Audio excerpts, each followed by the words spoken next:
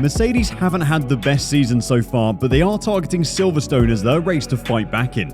The Brackley-based team have won the race in 8 of the last 9 seasons, and star driver Lewis Hamilton has won there in 7 of the last 8. That might not mean much considering the form this season, but the team will be confident they can make something happen. Today, we're going to fill you in on how they plan to make the most of the race, so stick around for the rest of the video. Round 10 of the 2022 Formula 1 season will be held at Silverstone. Last year, it was the location for one of the biggest crashes of the year. Lewis Hamilton crashed into Max Verstappen on lap 1 at Copse Corner, throwing the Dutchman into the tyre barrier before going on to win the race. Last season, it was Max and Lewis who were fighting for the championship at the time, but this season, Max's closest contender is his own teammate. After scoring good points in Montreal at the Canadian GP, Mercedes are hoping for another good result at Silverstone this weekend. The Silver Arrows are optimistic that Silverstone's quick corners and flat surface will help their problematic W13 reach Barcelona performance levels. The car was relatively unaffected by the aerodynamic porpoising it had previously experienced at the Spanish race, thanks to a newly designed floor, and it was quite competitive throughout the race, with Lewis Hamilton displaying great pace as he recovered from his lap 1 collision with Kevin Magnussen, and George Russell taking the podium on merit. In Montreal, the last stop of the season, Mercedes had a new design philosophy for their rear wing which worked incredibly well. The end plates of the upper plane of the rear wing, where it folds down to connect to the rest of the wing, changed shape in Montreal. They fold directly next to where the DRS pivot point is now. Before, the wing had a much more gradual fold, so the wing had more surface area outside of the DRS flap than the new wing does.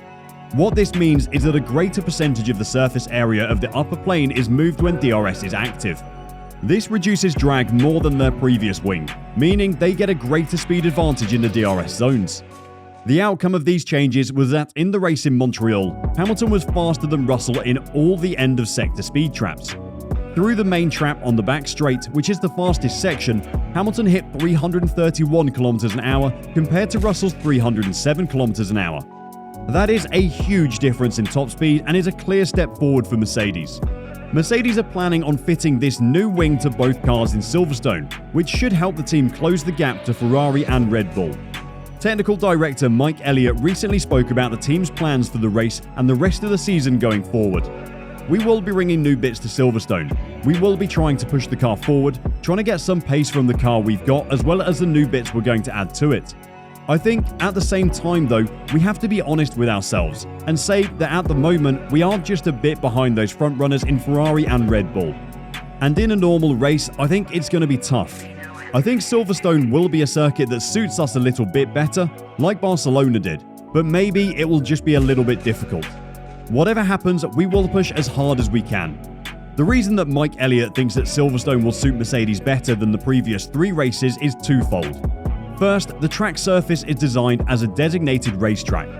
This means it's smoother, which should mean that Mercedes have less bouncing and bottoming out, unlike in Baku and Monaco where they were hitting the floor a lot. Second, Silverstone is filled with medium and high-speed corners which the W13 thrives in.